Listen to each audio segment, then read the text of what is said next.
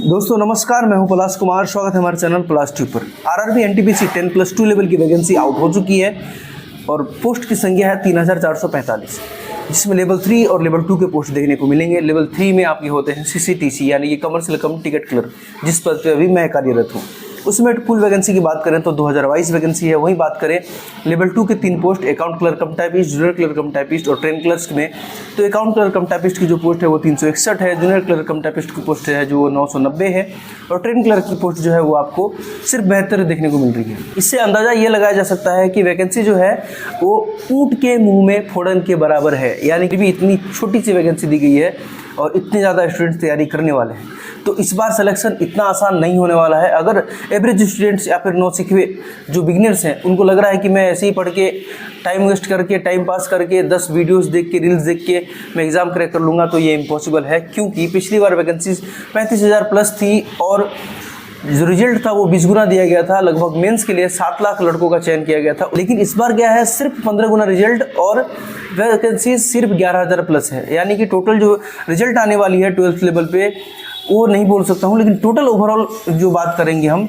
तो वो लगभग 1,74,000 के करीब में आएगा। सिर्फ 12th लेवल की बात नहीं कर रहा हूँ। तो इस तरीके से आपको सतर्कता रखनी पड़ेगी ना।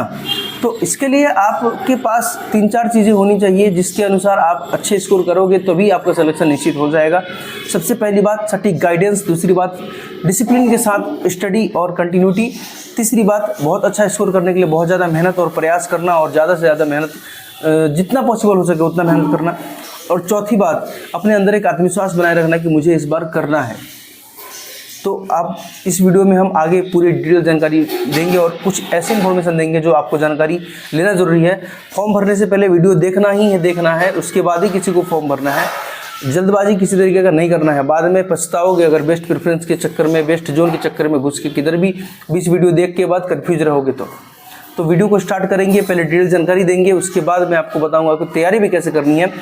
1 अक्टूबर से हमारे चैनल पे टारगेट शुरू होगा एनटीपीसी 2024 को क्रैक करने के लिए ही। जो सीरियस एस्पिरेंट है वो ज्वाइन करेंगे और रेगुलर फॉलो करेंगे और उनको हम पूरा प्रयास करेंगे कि उनके मंजिल तक पहुंचा दें। इसके साथ साथ टेस्ट जो है 29 तारीख को, 28 तारीख को एक मेगा लाइव टेस्ट पलाश ट्यूब के द्वारा कंडक्ट किया जाएगा, जिसके अंतर्गत जो भी स्टूडेंट्स उसमें हिस्सा लेते हैं उसमें टॉप 5 को हम जो है बुक्स प्रोवाइड करेंगे प्राइज़ के रूप में। और उसके बाद हम हर वीक एक क्यूज कंटेस्ट भी किया करेंगे टेलीग्राम चैनल पे और व्हाट्सएप चैनल पे। तो चैनल पे सब्सक्राइब कर लेना, और अगर यूट्यूब पे पहली बार आए हो, पहली बार मुझे देख रहे हो, सुन रहे हो, सीख रहे हो, तो चैनल को सब्सक्राइब करके बेल आइकन दबा देना, क्योंकि यहीं से आपको फ़ायदा मिलने वाला है। 10 जगह से अच्छा है एक जगह फॉलो करो। मैं ये नहीं करूँगा सिर्फ मुझे फॉलो करो, किसी भी एक व्यक्ति को फॉलो करते हो तो ईमानदारी से और सटीक तरीके से फॉलो करो, ताकि आपको एक सटीक जानकारी मिले, ना कि 10 जगह देखकर कन्फ्यूजन पैदा हो दिमाग में। ठीक है, तो स्टार्ट करते हैं आज का वीडियो। चैनल को सब्सक्राइब करके शेयर कर देना अपने दोस्तों के साथ, और मेहनत के लिए थोड़ा सा लाइक ज़रूर बनता है, प्लीज़ वीडियो को लाइक भी ज़रूर करना। एनटीपीसी 2024 की जो 12th लेवल की वैकेंसी है वो आउट हो चुकी है, लेकिन इस वीडियो में हम बहुत सारे डाउट्स आपके क्लियर करेंगे, क्योंकि फॉर्म भरने से पहले आपको ये डाउट्स क्लियर करके ही फॉर्म भरना है। और इसके साथ साथ आपको बेस्ट प्रेफरेंस, बेस्ट जोन और बेस्ट जो एनालिसिस है वो मैं देने वाला हूँ। ये एनालिसिस देखने के बाद आपको कहीं भटकने की ज़रूरत नहीं पड़ेगी, अच्छे तरीके से आप फॉर्म भर देना। इसके साथ साथ मैं आपको एक हिदायत देना चाहता हूँ कि 10 जगह 10 तरीके का एनालिसिस मत देखो, नहीं तो बहुत कन्फ्यूज़न में रहोगे और फिर गलत डिसीजन ले बैठोगे। ठीक है, तो आगे हम अगर बात करें तो सबसे पहले मैं बात करना चाहूँगा कि 12th लेवल पे कौन कौन सी पोस्ट इस बार आई है। तो देखो, मेरा एक मास्टर एक्सपीरियंस है 12th लेवल में। ठीक है, 12th लेवल एनटीपीसी में मैंने 2019 में क्रैक किया था लेवल 3 और लेवल 2 को, दोनों को क्रैक किया था मैंने। अभी मैं बता रहा हूँ, लेवल 2 में और लेवल 3 में बहुत ज़्यादा डिफरेंस नहीं था। पहली बात, मैंने जो CBT 1 दिया था तो उस CBT 1 में मेरे 70 रॉ मार्क्स थे, जो बाद में बढ़कर 84 हुए थे। ठीक है, और उसके बाद जब मेरा CBT 2 हुआ था तो CBT 2 मैंने लेवल 3 के लिए दिया था और लेवल 2 के लिए दिया था। लेवल 3 में मेरे 95.33 और लेवल 2 में मेरे 90.67 थे। तो लेवल 3 में मेरा सिलेक्शन हो गया, तो लेवल 2 में मैं कंसीडर नहीं किया गया ही नहीं उधर। ठीक है, लेकिन इन दोनों में एग्ज़ाम्स को टैकल करने का जो महारत है वो मुझे हासिल है, इसलिए मैं आपको उन गलतियों से बचने का प्रयास बताऊंगा आगे हमारे टारगेट में, बैचेस में, लेकिन इस वीडियो में सबसे पहले मैं ये बताना चाहता हूँ कि फॉर्म भरते टाइम मैंने जो गलतियाँ करी हैं वो आपको बिल्कुल भी नहीं करना है, नहीं तो बाद में दिक्कत का सामना आपको करना पड़ सकता है। ठीक है, सबसे पहले बात करें तो लेवल 3 में सीसीटीसी का पोस्ट है, यानी कि कमर्शियल कम टिकट क्लर्क। ये मेरा ही पोस्ट है, मैं भी इस पोस्ट पे ही हूँ। कमर्शियल कम टिकट क्लर्क जो होता है वो एक रनिंग पोस्ट कह सकते हो या फिर शिफ्टिंग पोस्ट कह सकते हो। मतलब इसमें आपको टीटीई, बुकिंग क्लर्क और आपको पार्सल क्लर्क और साइडिंग क्लर्क बनाते थे। अगर आप टीटीई बनते हैं तो स्टेशन पे टिकट चेक करेंगे या फिर ट्रेन में चेक करेंगे। अगर आप बुकिंग क्लर्क बनते हैं तो स्टेशन पे प्लेटफॉर्म पे बैठ के टिकट बेचेंगे। अगर आप पार्सल क्लर्क बनते हैं तो स्टेशन पे ही पार्सल ऑफिस में आप पार्सल बुक करेंगे, ट्रेन में जो पार्सल जाती है। और साइडिंग क्लर्क अगर बनते हैं तो साइडिंग क्लर्क में आप क्या करेंगे, जो गुड्स ट्रेनें मालगाड़ी लोड होती हैं उसमें आप वहाँ पे आप क्लर्क के रूप में काम करते हैं, हिसाब किताब सब कुछ देखते हैं वहाँ पे। ठीक है, तो ये चीज़ है। अब इसमें क्या है, टीटी अगर बन गए आप तो आपको हर ड्यूटी का सामना करना पड़ेगा। नाइट ड्यूटी भी इसमें कंपलसरी आपको करना ही पड़ेगा, 3 शिफ्ट्स में जो जॉब होते हैं आपके। अगर ट्रेन में टीटी बनते हैं तो वो आपका फिक्स रहता है, आप एक ट्रेन लेके जाओगे, दूसरी ट्रेन लेके आओगे। लेकिन स्टेशन पे करोगे तो 8 घंटे, कभी नाइट, कभी मॉर्निंग, कभी इवनिंग। ठीक है, इतनी जानकारी बता दी। बाकी जो डिटेल जानकारी टीटी के बारे में है वो मैंने ऑलरेडी दूसरे वीडियो में बता रखा है, आप जाकर देख सकते हैं।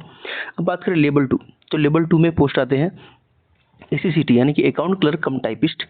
उसके बाद है आईसीसीटी नहीं होगा, यह जेसीसीटी है, जूनियर क्लर्क कम टाइपिस्ट। और तीसरा पोस्ट है ट्रेन्स क्लर्क। अब बात करें ये सीसीटीसी की, तो इनके बारे में आपको बता दिया हूँ। ये 2000 ग्रेड पे है और 21,700 इनकी बेसिक पे होती है और B2 मेडिकल कैटेगरी में आते हैं। ठीक है, इसमें कोई भी टाइपिंग पोस्ट जो है वो नहीं होता है, नॉन टाइपिंग बिल्कुल है।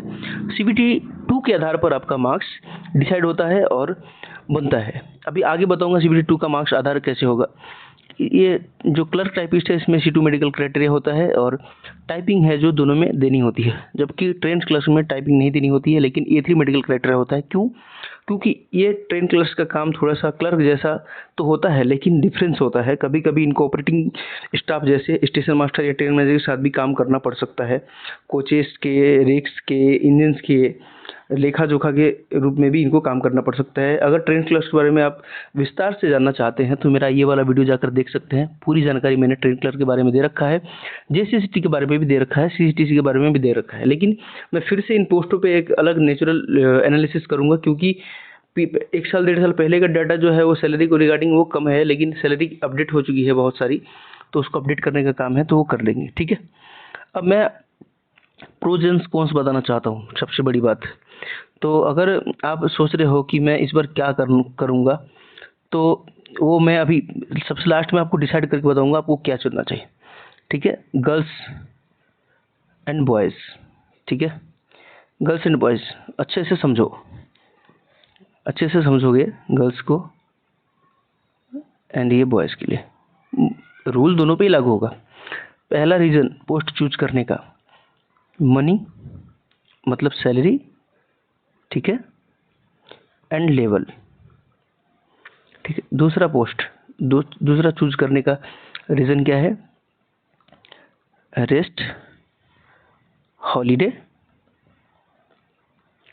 No night duty. ठीक है, तीसरा रीज़न क्या है, फ्यूचर स्टडी, फ्यूचर स्टडी। और इसके साथ साथ हो सकता है कि आपको फैमिली को भी टाइम देना हो, आप मैरिड हो या अनमैरिड हो, जो भी हो। तो ये 3 मोस्ट ऑफ रीज़न है। ठीक है, वो लड़कों के लिए भी लागू होता है और लड़कियों के लिए भी लागू होता है। ठीक है ना। अब मैं आपको ये बताना चाह रहा हूँ, लेवल 3 में अगर आप सेलेक्ट होते हो तो आपको रनिंग जॉब करनी पड़ सकती है। वो सीसीटीसी है, इसका मतलब कोई भी जॉब आपको कैडर दे सकते हैं। ठीक है, नाइट ड्यूटी करनी पड़ सकती है, बिल्कुल ही करनी पड़ सकती है। दूसरी बात, लेवल 2 में इसमें कोई नाइट ड्यूटी नहीं है, कोई नाइट ड्यूटी नहीं है। आईसीसीटी में मतलब जेसीसीटी में जो है उसमें भी कोई नाइट ड्यूटी नहीं है, इसमें आपको नाइट ड्यूटी करनी पड़ सकती है। ठीक है, ये भी शिफ्टिंग वाली जॉब है, ये भी शिफ्टिंग वाली जॉब है। तो ये 2 पोस्ट जो है ऑफिस जॉब है, इसके बारे में मैं बता रहा हूँ। ये 2 पोस्ट जो है ऑफिस जॉब है, ऑफिस जॉब है ये दोनों पोस्ट। तो इन दोनों पोस्ट पे अगर आप रहते हो तो आपकी ग्रेड पे जो है 1900 रहती है। संडे और सैटरडे 2 दिन लीव रहता है। हर लीव मतलब हर जो नेशनल हॉलीडे होता है उसमें आपको लीव मिलती है। ठीक है। प्रॉपर सुबह 9 से शाम के 5 बजे तक का आपका ड्यूटी रहता है और आपको डेस्क जॉब भी करना होता है, कोई भी नाइट ड्यूटी नहीं करना होता है। लेकिन इसमें कंडीशन अलग है, इन दोनों में नाइट ड्यूटी आपको करना पड़ेगा। संडे सैटरडे छुट्टी नहीं मिलेगी, आपको लीव के दिन भी ड्यूटी करना पड़ सकता है। और 9 to 5 तो कोई फिक्स टाइम नहीं रहता है। अगर आप शिफ्टिंग में स्टेशन पे काम कर रहे हो तो 8-8 घंटे की शिफ्टिंग चलेगी। अगर आप ट्रेन में काम कर रहे हो तो ट्रेन के टाइमिंग के अनुसार आपका ड्यूटी टाइमिंग रहेगा। ये बात समझ में आ गया बात। अब मैं सबसे पहले बात करूँ, सबसे बड़ा जो डाउट है, अभी तक सबसे ज़्यादा स्टूडेंट्स परेशान हैं इसके लिए, मिनिमम एजुकेशनल क्वालिफिकेशन जो 50% का हुआ है 12th पास में, यही है ना। तो आज मैं बताने का प्रयास करूँगा इसमें। अभी देखो यहाँ, equivalent with the 50% marks in the agri trade, 50% marks is not instead upon a case of the SC/ST persons with benchmark disability, ex-servicemen, candidate who possess qualification higher than 12th। अब क्या है, 12th स्टेज उनके लिए ज़रूरी है, ये compulsory उनके लिए है जिन्होंने सिर्फ 12th क्लास पास किया है, आगे उनके कोई भी हायर स्टडी नहीं है।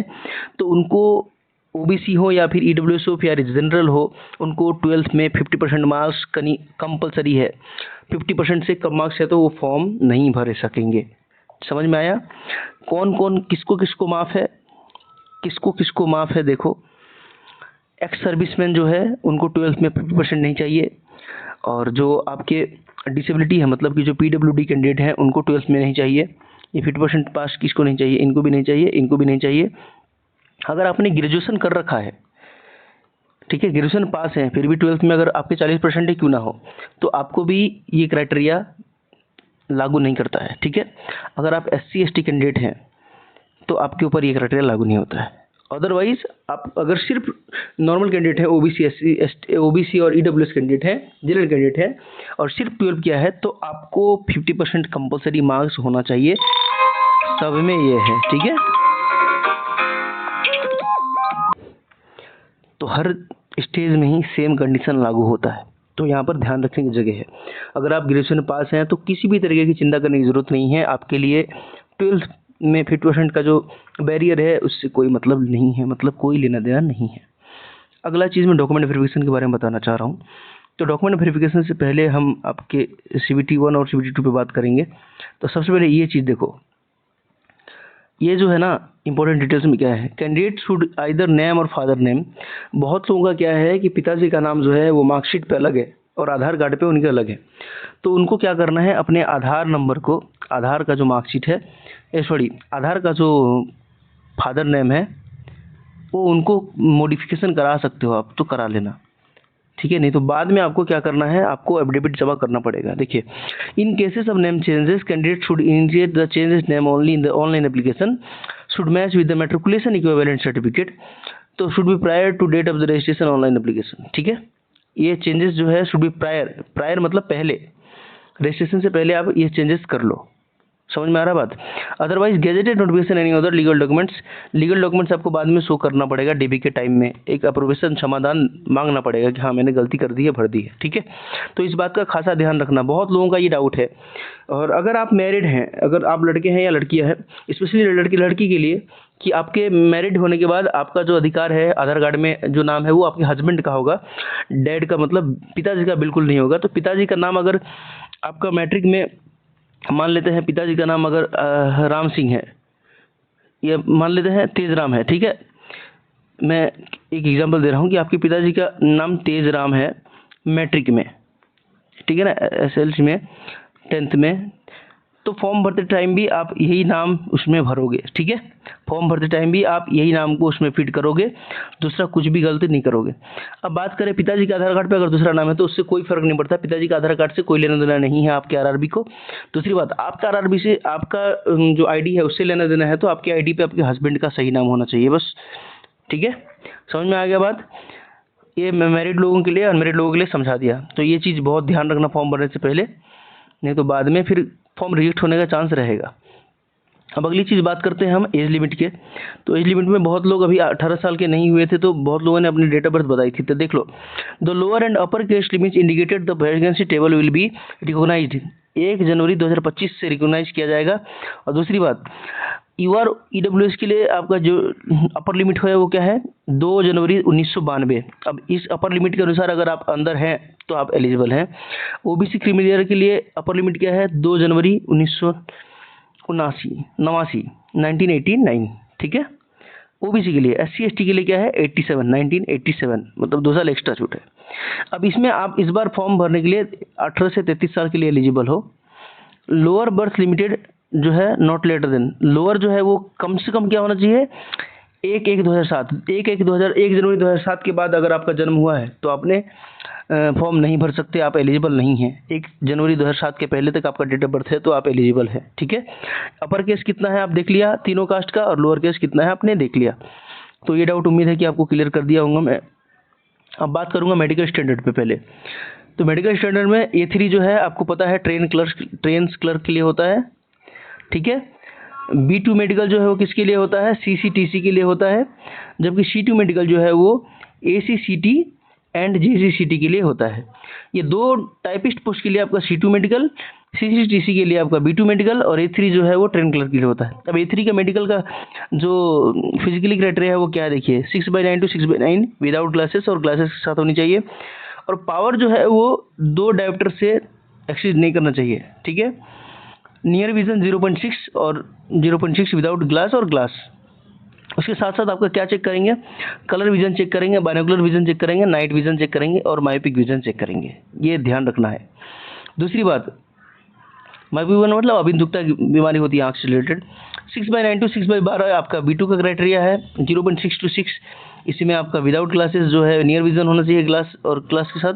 इसके साथ साथ क्लोज वर्क के लिए आपको रीडिंग टेस्ट देना पड़ता है और बाइनोकुलर विजन टेस्ट देना पड़ता है, ठीक है। दूसरी जो है C2 मेडिकल में ये 6/12 और विद विदाउट ग्लास, ठीक है। और जो कंबाइंड है उसमें आपको 0.6 होते हैं। इसके बाद ग्लास के साथ क्लोज वर्क रिक्वायरमेंट होता है। तो ये सबसे लो क्वालिटी का मेडिकल स्टैंडर्ड है, तो उसमें डरने की जरूरत नहीं है। हाँ, इसके लिए आपको इम्पोर्टेंट है, क्योंकि इसमें क्या होता है कभी कभी ऑपरेटिंग वाले भी आपसे काम लेते हैं ना, इसलिए आपको A3 कैटेगरी में रखा गया है। अब इसके अलावा मेडिकल में और क्या क्या टेस्ट होता है मैं बता देता हूँ। पहला आपका यूरिन टेस्ट होता है, ठीक है। पहला क्या होता है, यूरिन टेस्ट। दूसरा जो है ब्लड टेस्ट हो सकता है, लेकिन हर जगह ऐसा नहीं हुआ है, लेकिन ये मतलब ऑप्शनल मान लेते हैं, ठीक है ना, ये ऑप्शनल है। तीसरा एक्सरे तो आपका कंपलसरी होगा ही सबका। चौथा ECG, ये भी ऑप्शनल है, ठीक है, ये भी ऑप्शनल है। पांचवा आइज़ तो मैंने बता दिया, आइज़, ईयर एंड बोन्स, हड्डियाँ आपकी टूटी हुई हैं या नहीं, ठीक है। तो ये चीज़ें जो हैं लगभग होती हैं। अब किसी किसी जोन में ये बताया गया था कि पाइल्स होता है, तो ऐसा नहीं हुआ, बहुत जगह हुआ है। हाइड्रोसिस होता है, ठीक है, तो ऐसा बहुत जगह बताया गया था लेकिन हुआ नहीं।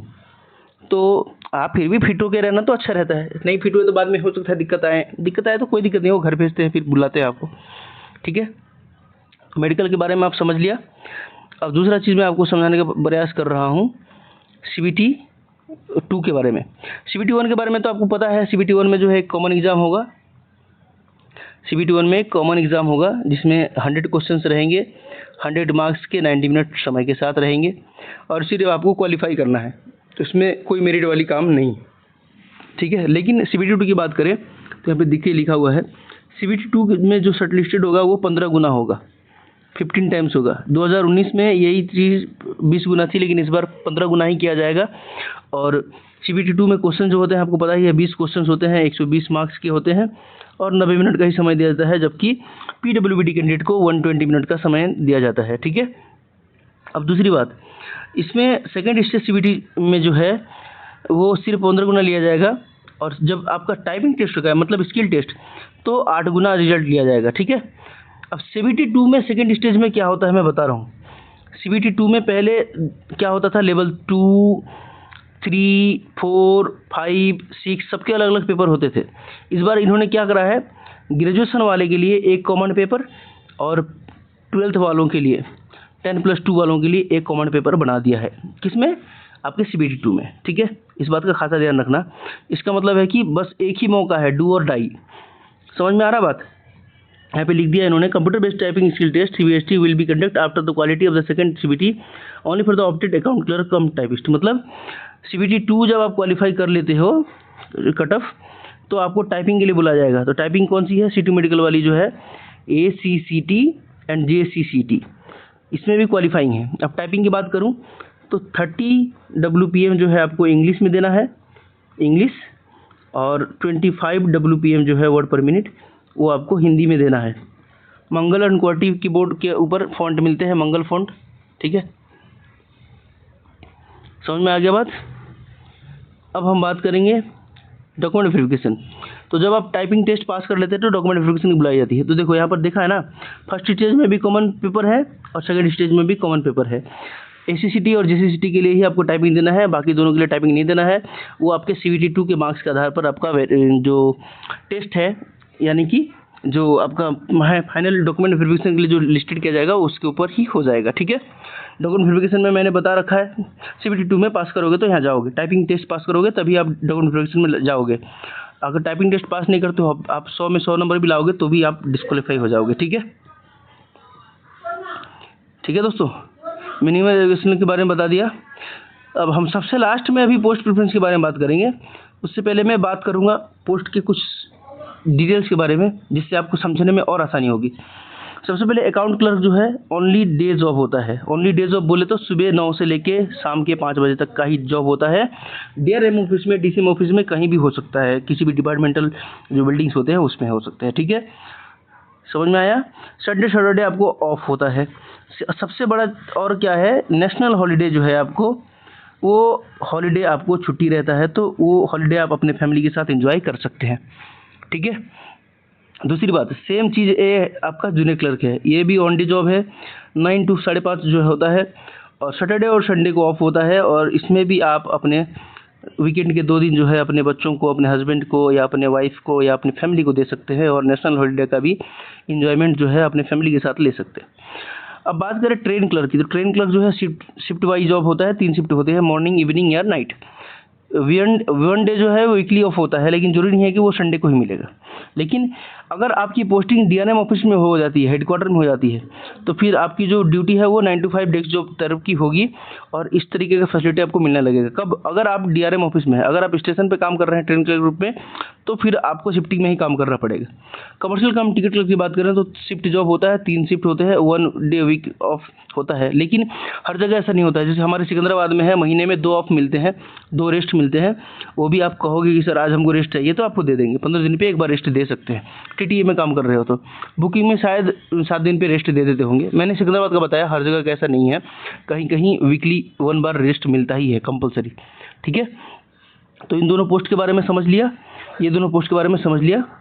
अब हम पोस्ट डिसाइड करेंगे आगे कि अब आपको किस तरीके से पोस्ट जो है वो चूज करना चाहिए। और दूसरी बात, सबसे बड़ा जो डाउट है बच्चों का बुक्स को लेके, तो मैं यहाँ पे कोई प्रमोशन नहीं कर रहा हूँ, क्योंकि बहुत सारे कंटेंट क्रिएटर हैं जो शायद अभी आके या फिर आपको समझा देंगे या फिर बोल देंगे कमेंट में कि भैया प्रमोशन कर रहे हो। एक्चुअली मैं देखो रियलिटी क्या है मैं बता रहा हूँ। प्रैक्टिस सेट के लिए प्रीवियस ईयर किरण प्रकाशन के टक्कर में कोई भी बुक नहीं रहता है। क्यों? क्योंकि सबसे विश्वसनीय किरण पब्लिकेशन है। बात दूसरी रहेगी, बोलते हैं कि बहुत कंटेंट में कुछ गलतियाँ रहती हैं, मिसप्रिंट और मिसटाइप हर जगह होती हैं, हर बुक्स में होती हैं, ऐसा नहीं है, ठीक है। लेकिन कंटेंट जो आपको देने का जो रियलिटी में काम करता है वो किरण देता है। आप SSC में जाओ, रेलवे में जाओ, या फिर किसी भी एग्जाम्स में जाओ, ऑल ओवर इंडिया में सबसे ज़्यादा जो इम्पोर्टेंट जो कंटेंट के रूप में काम करते हैं वो किरण वाले ही करते हैं। इसलिए मैं सजेस्ट करता हूँ। अब ये नहीं कि मैंने कहीं अभी ऑक्सफोर्ड यूनिवर्सिटी से पढ़ लिया हो, ऐसा कुछ नहीं है। मैंने भी यही बुक्स पढ़ा है, इसलिए आपको बता रहा हूँ, ठीक है। और इसके साथ साथ मैं बहुत सारे अलग पब्लिकेशन की बुक भी बताता हूँ। तो अगर देखो, सबसे 3 चीज़ें तो आपके पास कंपलसरी होना चाहिए। ये मैथ्स वाली, अब इसमें बहुत लोग आके बोल देंगे कि अरे यार अभी नया है, बिगिनर है, फिर उसको ये प्रमोट किया हुआ, प्रचार किया हुआ बुक्स क्यों बता रहे हो।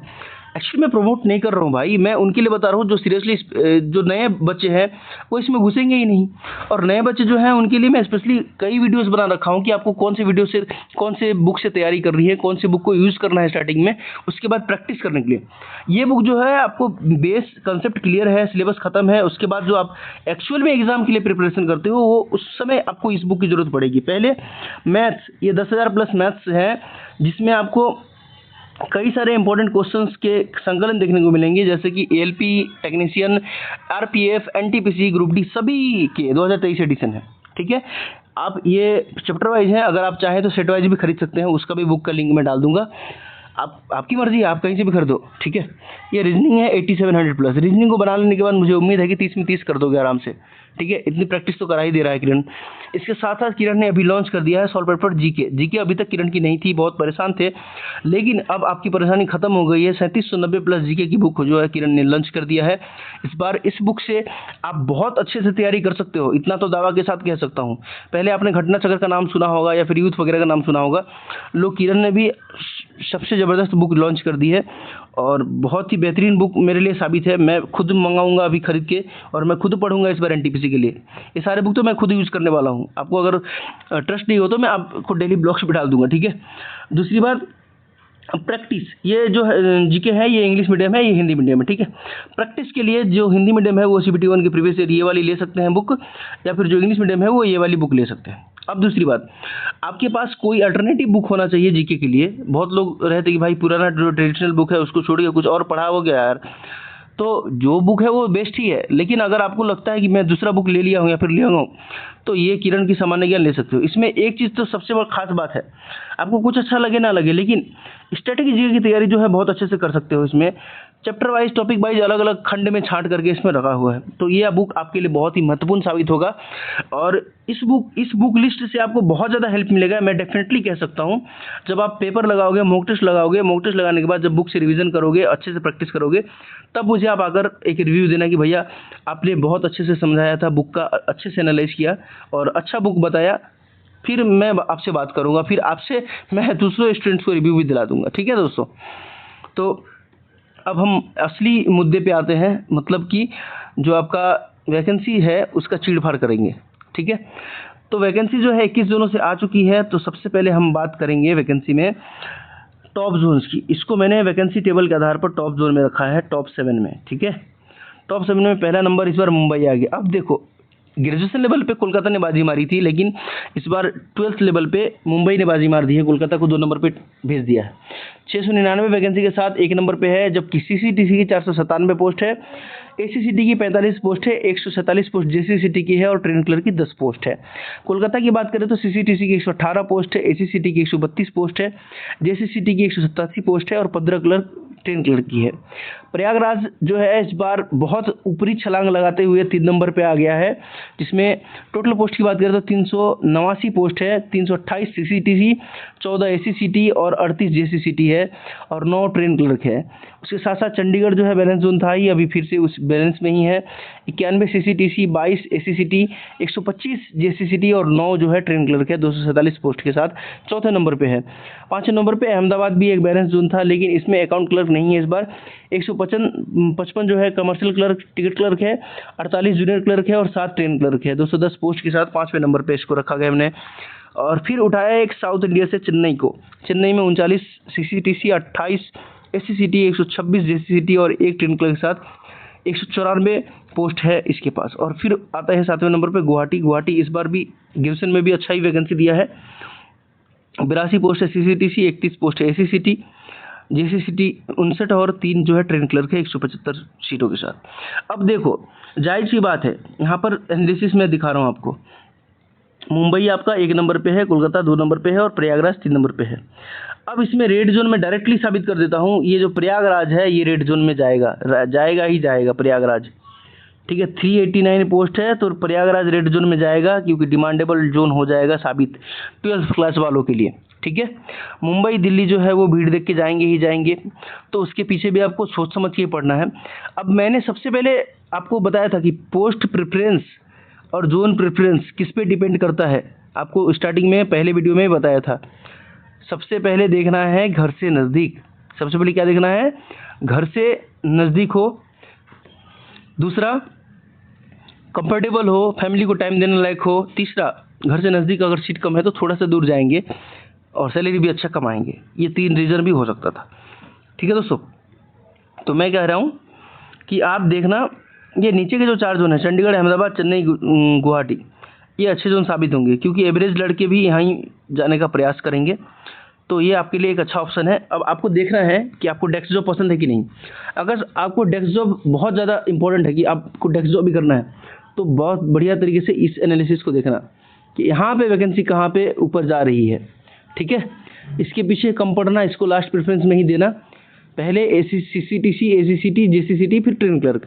अगर आपको डेस्क जॉब चाहिए तो पहले ACCT को दे सकते हो। ठीक है, ये बात क्लियर हो गई। अब हम बात करेंगे कि जो मिडिल जोन में मैंने रखा है वो किसको रखा है। तो देखो, मिडिल जोन में मैंने बिलासपुर को फिर से रखा है। बिलासपुर को पिछली बार मिडिल जोन में रखा था शायद। अब मिडिल जोन में देखो, बिलासपुर में 152 सीट है जिसमें 115 CCTC हैं और 15 और 22 मिलाकर के JCCT हैं। ट्रेन क्लर्क जो है 0 है। वहीं जम्मू की बात करें तो 147 पोस्ट के साथ जम्मू जो है आपके 9वें नंबर पे है। 92 पोस्ट CCTC, 4 ACCT, 47 JCCT और 4 ट्रेन क्लर्क। गोरखपुर की बात करें तो इसको भी मिड जोन में इस बार रखा हूँ मैं, 120 सीट के साथ 107 CCTC हैं, 8 JCCT हैं और 5 ट्रेन क्लर्क हैं। ACCT की कोई वैकेंसी गोरखपुर में नहीं है।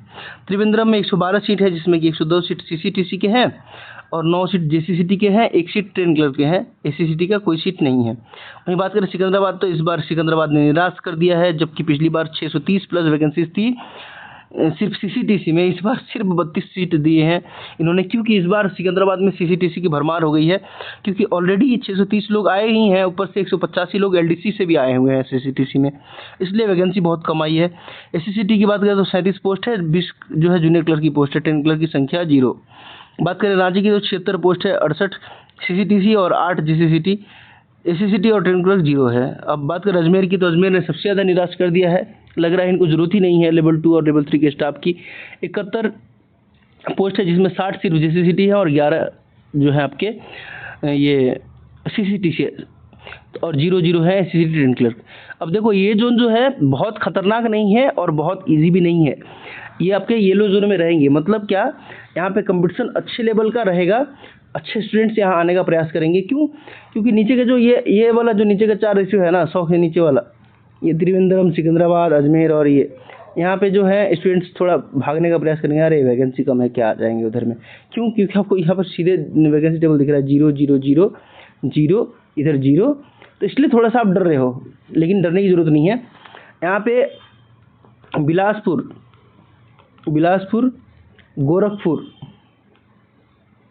गोरखपुर, ठीक है, ये दोनों बेस्ट जोन होगा आपके लिए। आप इन दोनों पे प्रेफर कर सकते हो, जो यूपी से है और जो उधर MP, उत्तराखंड, छत्तीसगढ़, उन दोनों से है वो बिलासपुर की तरफ जाओ। जो यूपी से है उसके लिए गोरखपुर बेस्ट ऑप्शन है, और उससे भी बेस्ट ऑप्शन आपके लिए पीछे था प्रयागराज, ठीक है, इलाहाबाद।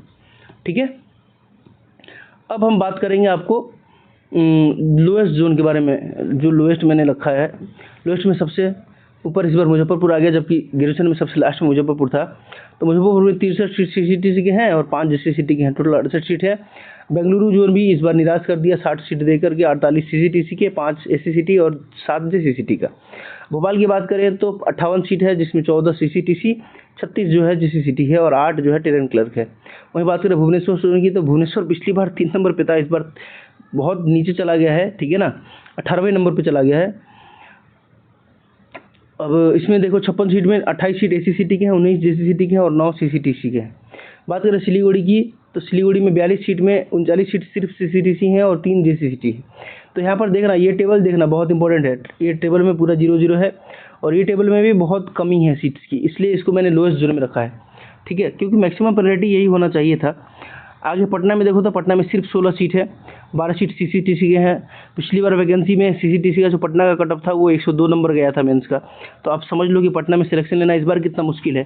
सिर्फ 12 सीट है, जबकि JCCT में 4 सीट है। 12 सीट जो है आपके मालदा में है, सबसे लोएस्ट जोन में है। मालदा में सिर्फ और सिर्फ 12 पोस्ट JCCT के हैं, CCTC की कोई पोस्ट नहीं है, ACCT की कोई पोस्ट नहीं है, ट्रेन क्लर्क की कोई पोस्ट नहीं है। तो यहाँ पे कोई बहुत डेंजर व्यक्ति ही जाकर के रिस्क लेगा, बहुत कम लोग जाना चाहेगा। अब हम बात करेंगे डिटेल एनालिसिस के ऊपर। एक चीज़ मैं समझाने का प्रयास करता हूँ। जोन जो चुनने का आपको समझ है उसके बारे में समझो। पहला नियर होम, ठीक है, होम फैमिली आपको देखना है। दूसरा नियरेस्ट स्टेट, बगल के स्टेट में जाना है। तीसरा पोस्ट के अनुसार वैकेंसी, पोस्ट प्रेफरेंस के अनुसार वैकेंसी, ठीक है, पोस्ट प्रेफरेंस के अनुसार वैकेंसी। चौथा आपको अपने कैटेगरी में भी वैकेंसी देखना है, वैकेंसी देखना है। अब देखो ये चार चीज़ आपको मायने रखती है। मेरे अनुसार आपको ये चार चीज़ पे फोकस ज़्यादा करना चाहिए। पहला घर से दूर नहीं जाने का, घर में ही रहने का। यूपी में है तो गोरखपुर, इलाहाबाद, एमपी में है तो बिलासपुर, जबलपुर, भोपाल, जबलपुर तो नहीं है, ठीक है।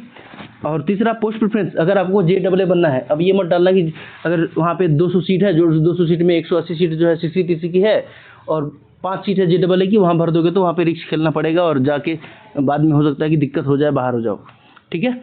अब यहाँ पर देखो, सबसे पहले हम बात करेंगे जो हाईएस्ट जोन है। तो हाईएस्ट जोन का आपको हमेशा पता रहता है, ये ट्रेंड है कि जहाँ पे सीट ज़्यादा दिखेगी वहाँ पे लोग ज़्यादा भागेंगे, सीधी बात है। तो ये 2 जोन को तो मैं हवा में ले रहा हूँ, ऊपर रख रहा हूँ, लेकिन ये प्रयागराज को हल्के में मत लो। प्रयागराज जो है ये इस बार डेंजर जोन साबित होगा ही, कंफर्म है, क्योंकि प्रयागराज में सीट जब है तो उस सीट को चेज करेंगे स्टूडेंट्स, ठीक है, ये प्रयागराज को। और ये प्रयागराज में जो सीट है 389, इस पर कंपटीशन बहुत तगड़ी वाली होगी। लेकिन एक अच्छी खबर यही है, ठीक है, एक अच्छी खबर क्या है दोस्तों, कि इसमें 328 पोस्ट है ना, ये 328 पोस्ट CCT के हैं। यहाँ पर आप अच्छी तरीके से अपने आप को सेट कर सकते हो अगर बढ़िया मेहनत करो। लेकिन सीधे शब्दों में कहूँ तो देखो, आप अच्छा स्कोर करोगे, इस बार 80 तक मार्क्स लेके आओगे तो आपको सिलेक्शन लेने में दिक्कत नहीं होगी। लेकिन बाद में आपको दिक्कत हो सकती है अगर आप बहुत एवरेज स्टूडेंट्स हो, बहुत अच्छी तैयारी नहीं कर रहे हो। तो जो 4 साल से पढ़ रहे हैं, जो मजे हुए खिलाड़ी हैं, जो पुराने हैं, जो छटे हुए खिलाड़ी है, उन सब के सामने टिकना बहुत मुश्किल हो जाएगा आपके लिए। समझ रहे हैं ना दोस्त? तो आपको इन चीज़ के ऊपर ध्यान रखना पड़ेगा। और दूसरी बात है, चंडीगढ़, अहमदाबाद, चेन्नई, इन चारों को मैं सेफ जोन मान सकता हूँ बहुत अच्छे से, क्योंकि यहाँ पे जो वैकेंसी है एवरेज है और बैलेंस वैकेंसीज है। तो यहाँ पर एवरेज स्टूडेंट जो है वो भरेंगे और साथ साथ जो पढ़ रहे हैं रेगुलर वो भी भरेंगे। तो आप इन चारों जोन को प्रीफर कर सकते हो। अगर आप घर से नज़दीक हो तो मैं तो कहूँगा कि घर से नज़दीक हो तो घर से नज़दीक ही भरो। और दोनों में क्या करना है आपको, ये मिडिल और टॉप जोन में खेलो, लोअर जोन में जाने की जरूरत नहीं है। अगर आप लोअर जोन में है, आपका घर नज़दीक लोअर जोन से है, तब आप मिडिल की तरफ भागना, ठीक है। समझ में आ रहा है बात? ये PPT भी मैं डाल दूंगा टेलीग्राम पे, आप वहाँ से भी देख लेना। अब हम बात करेंगे, अगर